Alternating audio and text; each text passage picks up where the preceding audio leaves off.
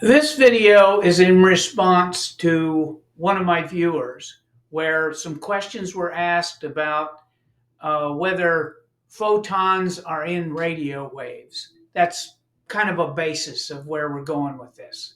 So I'm going to introduce this in a certain way that I hopefully makes you question things, and I'm happy to have comments if you say, Larry the Learner, you're wrong about this.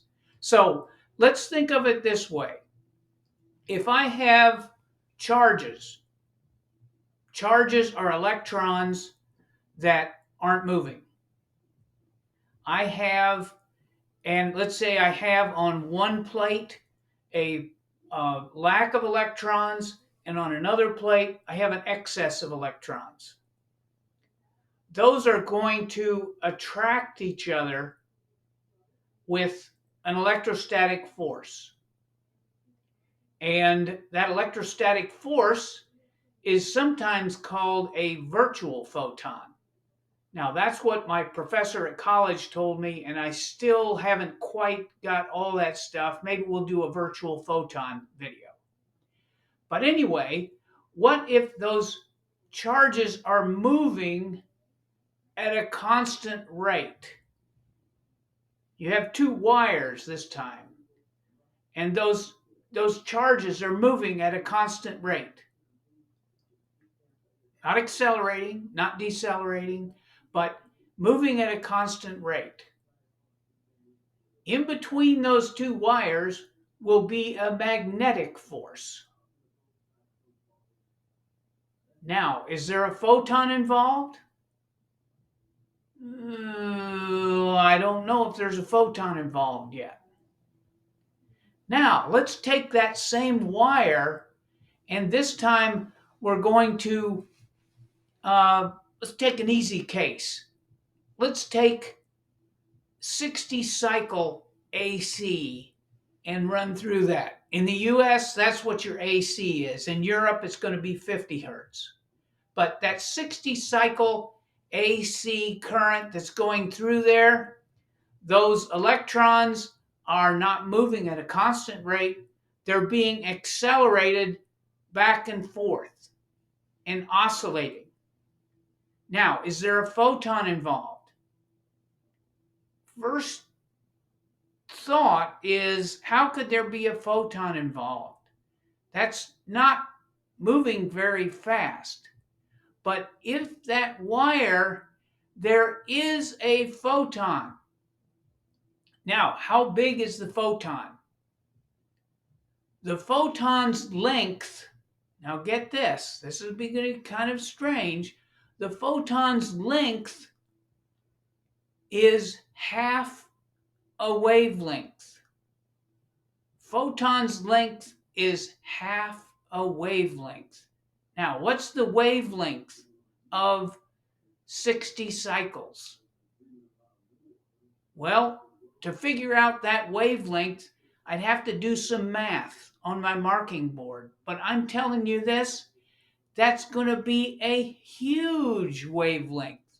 60 cycles per second is going to be a huge wavelength. So what you're going to be doing is actually emitting a photon that is huge.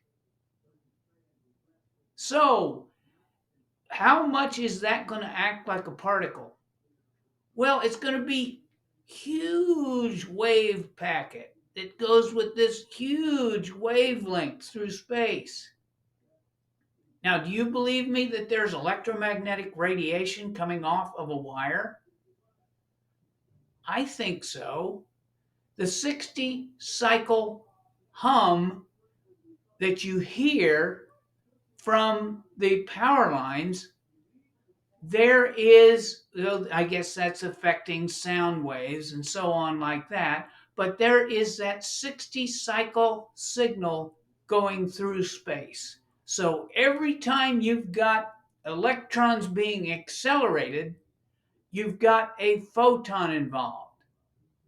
Now, the photoelectric effect, that was kind of a simpler way to view a photon, because you can think of a